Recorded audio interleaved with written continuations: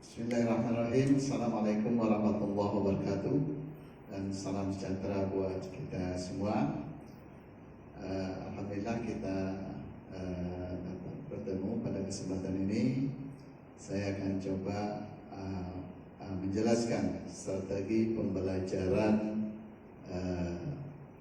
agenda 2 mata pelatihan diagnosa organisasi. Sebelum saya lanjutkan penjelasannya strategi yang maksud, saya akan mengenalkan diri terlebih dahulu. Nama saya adalah Muhammad Sukri Hato dan saya bekerja sebagai Widyaswara ahli utama di Badan Pengembangan Sumber Daya Manusia Provinsi Riau. Baik, saya akan mulai dengan satu bait pantun. Masa kini disebut era teknologi, aplikasi digagas untuk diciptakan. PKP diikuti memberikan informasi.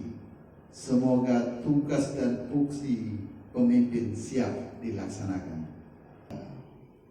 Dari mata pelatihan yang akan strategi yang akan saya terangkan, yaitu pertama dimulai dengan deskripsi singkat daripada mata pelatihan diagnosa organisasi, bahwa dengan diberikannya materi ini yaitu akan membekali daripada para peserta tentang isu strategis satu organisasi, kemudian nanti adalah mengetahui akan dibekali tentang konsep diagnosa organisasi, kemudian juga nanti berikut akan dijelaskan tentang permasalahan dan penyelesaian daripada satu organisasi dengan cara mendiagnosa organisasi bersangkutan. Nah, itu kira-kira daripada deskripsi singkat mata pelatihan ini. Kemudian hasil yang diharapkan tentunya para peserta nanti akan bisa menjelaskan apa itu diagnosa organisasi, kemudian bagaimana manfaatnya, bagaimana manakala tidak dilakukan, kemudian apa langkah-langkah dan seterusnya. Strategi daripada pembelajaran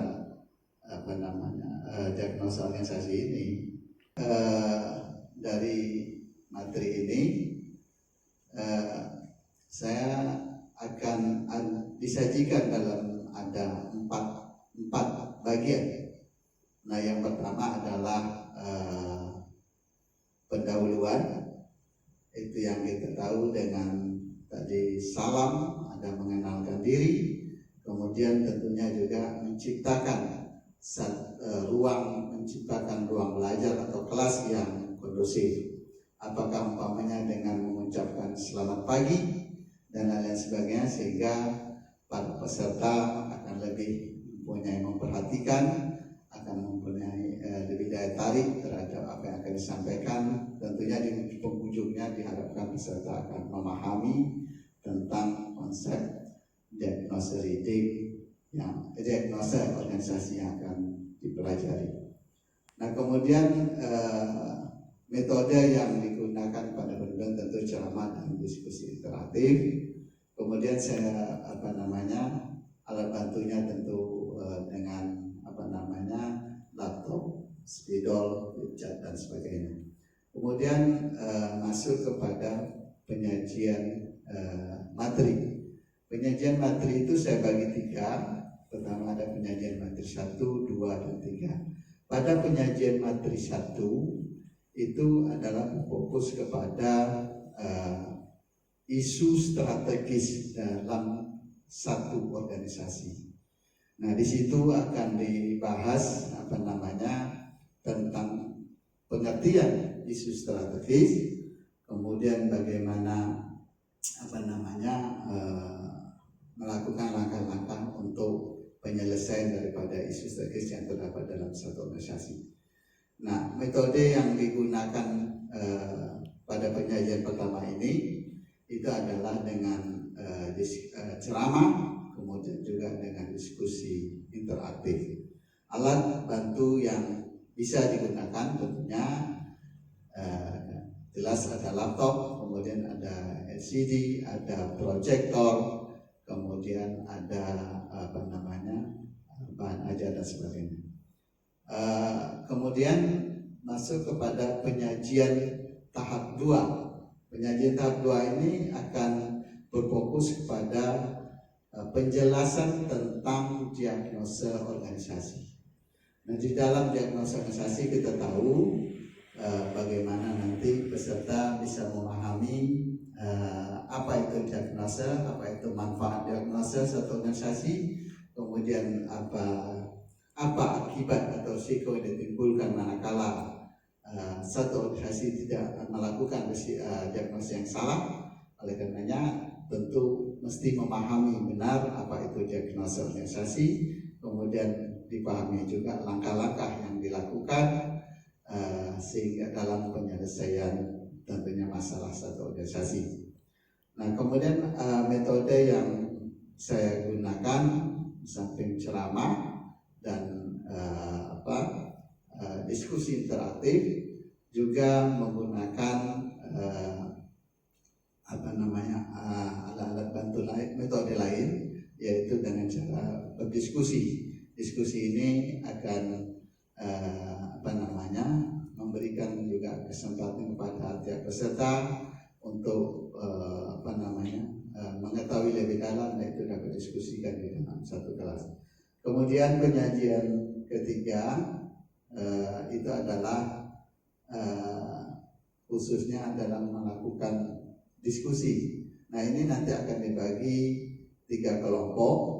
Memang kita tahu sesuai aturan ketentuan yang berlaku bahwa satu kelompok maksimum 10 orang. Ini kalau diasumsikan bahwa jumlah 30 orang, maka akan dibagi 3 kelompok. Nah, masing-masing kelompok itu akan diberi tugas, kemudian dia akan dimintakan untuk merumuskan satu isu strategis dari masing-masing unit organisasi yang ada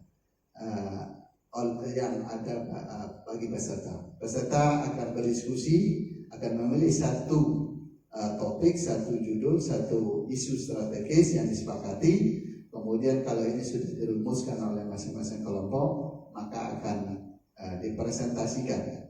Nah, katakan kalau kelompok 1 mempresentasikan, tentunya kelompok 2 dan 3 akan memperhatikan, akan tentu akan memberikan masukan, akan menjawab dan sebagainya, akan bertanya dan sebagainya untuk kesempurnaan daripada bahan yang dibuat oleh kelompok bersangkutan.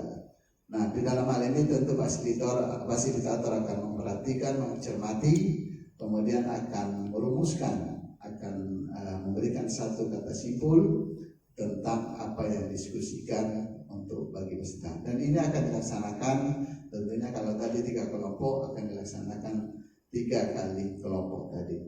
Nah, metode saya katakan tentunya metode samping ceramah, kemudian samping membagi kelompok, kemudian nanti ada presentasi, juga menggunakan sumber-sumber informasi lainnya. Nah, kemudian di penghujung daripada materi ini apa yang disebut dengan penutup.